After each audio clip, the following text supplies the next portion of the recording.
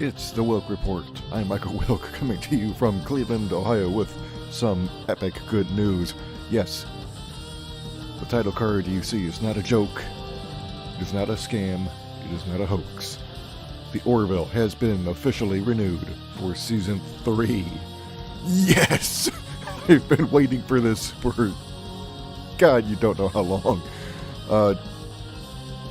Yeah, let's go ahead and get to the article from Deadline.com. Yeah, I actually got tipped off on this. I was surfing Instagram when Mark Jackson went ahead and posted on his account about the renewal. So, yay.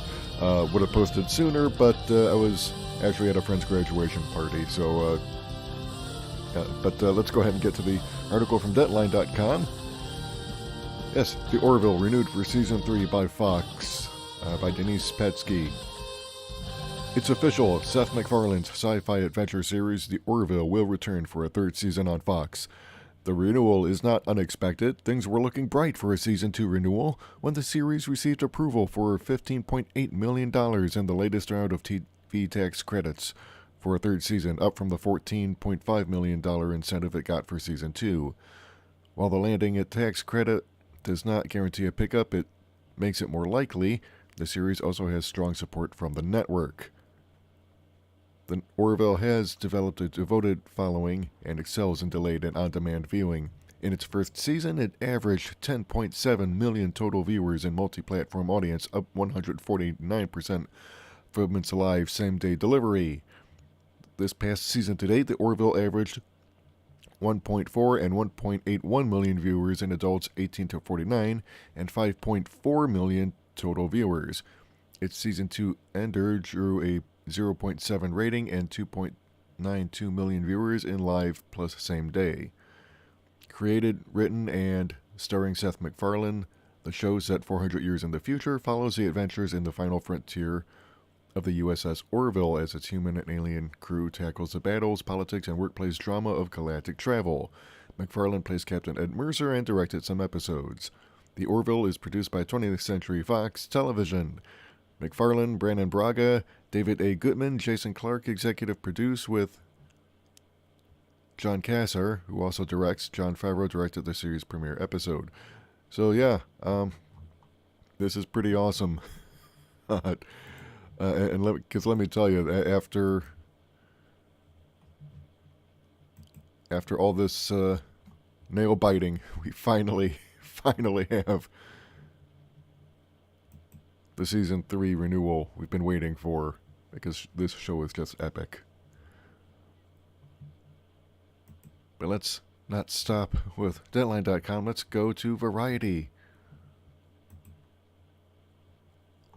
which published yesterday. It's been renewed for a third series. Now here we get a few different numbers from Variety on the viewer numbers. In the second season, it averaged 3.16 million total live viewers and 0.75 in the 18 to 49 demographic. So yeah, we're a little bit inconsistency, but then Nielsen ratings are rather inconsistent when it comes to this stuff. Let's go ahead and check out Slash Gear.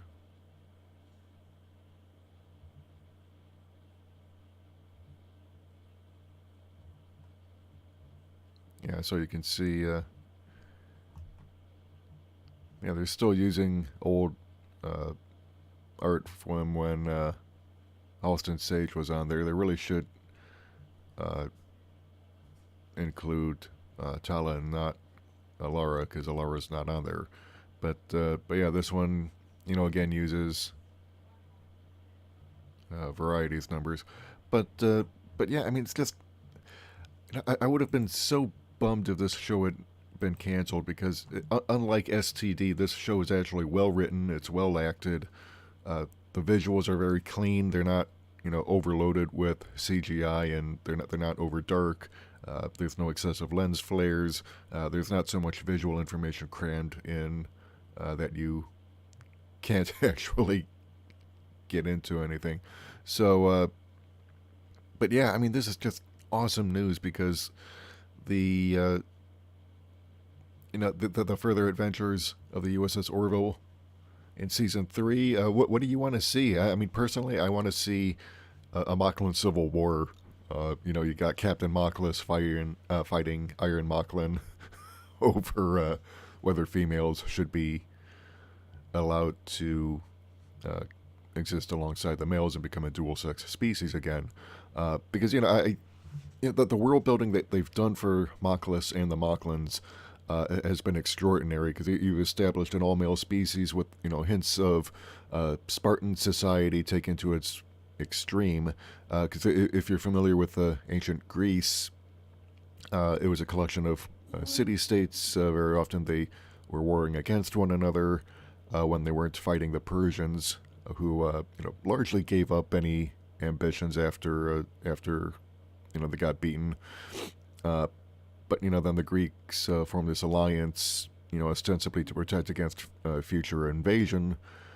But the Spartans and the Athenians, kept fighting to the point where Sparta eventually took over and turned Athens into a vassal state. So, but the Spartans were like hyper-masculine, hyper-militaristic.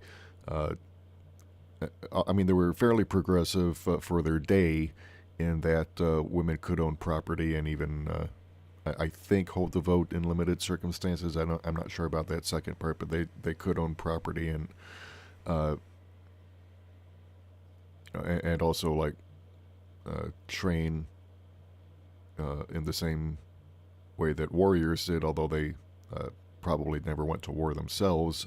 But it was believed that a fit woman gave birth to healthier children than someone who was out of shape. So, but the Spartans were very hyper masculine. They did practice homosexuality, and for a couple reasons. One was because they thought that you would fight harder for a lover than you would for someone who's like a total stranger.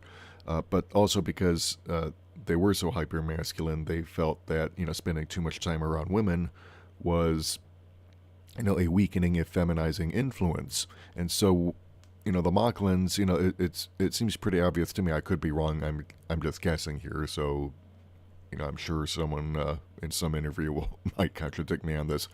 But it just seems to me that the Moclans, at some point in their history, much like the ancient Spartans, figured that because they were so militaristic and macho, that they figured even the very existence of women was too weakening and too effeminizing an effect on them. So they found a way to purge their society of all females and found a way to reproduce asexually.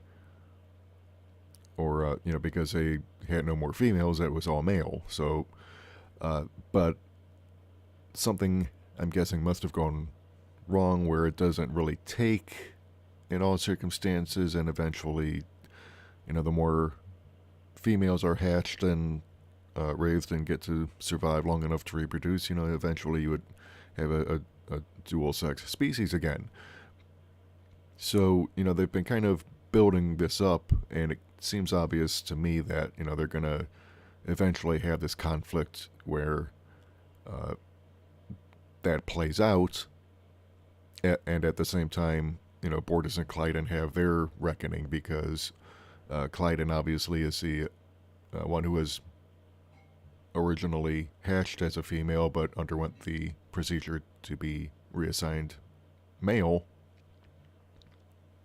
And, he's the self-appointed defender of Moclan values on board the Orville, to the point where he forced Topa to also undergo the procedure to be turned into a male from a female. So, this could, also be played out against the backdrop of the planet Mockless tearing itself apart over the knowledge that there is a planet out there with Moclan females whose parents smuggled them off-world so that they could be themselves. So that's something I want to see in Season 3. I also want to see more developments with Isaac. I want to see some episodes focusing on John Lamar, because he's been kind of underutilized for Season 2. He got a couple episodes devoted to him in season 1. First where he's he's playing around and gets himself in a load of trouble on a planet where social media likes and dislikes determine whether or not you get lobotomized, and then of course he gets made the chief engineer in season 1. So we got some episodes with him, and then this season we got a couple of episodes with Scott Grimes as Gordon Malloy. But I think we're missing some Jay Lee episodes that I think we could stand to have more of. Maybe kind of balance out, and plus I want to see a couple more Tala episodes. And obviously we need to see more of the Kahan threat being played out, attempts to make peace with the Krill, and navigating all the pitfalls with such a religiously extreme species that thinks it's the only true sentient life forms, because their God teaches them that they're the only ones with souls, and everyone else is like no, they're just here for our exploitation. So yeah, I mean, just all the level of writing on this show is just incredible.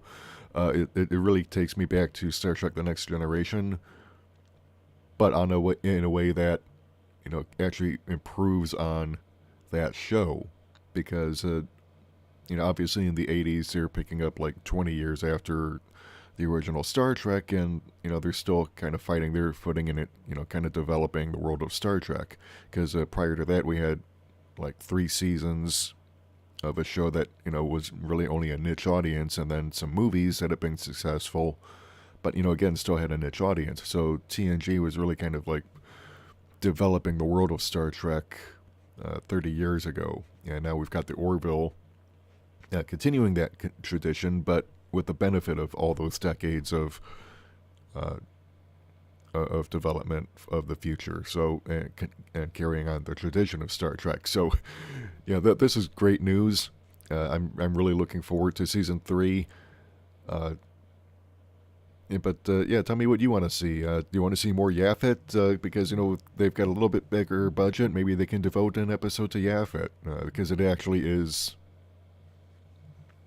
pretty expensive, as it turns out, to have him in there. Not just with the mock-up, like the physical mock-ups that they have for him, because they do actually have a physical prop for when he's standing still, and then they can just animate his lips on there. But for all the CGI required to animate him, it is pretty pricey. So who knows? Maybe the slightly bigger tax break means they'll have a little bit bigger budget to have more episodes devoted to him. So who knows? But yeah, let me know what you think. Are you jazzed for this? Are you bummed that STD has better competition going in for season 3? I want to hear from you. If you like what you've heard and you want to hear more, hit the subscribe button and the bell icon to receive notifications whenever we upload new content. And if you want to help support the channel, keep the lights on, bring you more content, go over to our Patreon or Subscribestar page. We can't do this without you. Until next time, this is Michael Wilk for the Wilk Report saying take care, good night, I'm out.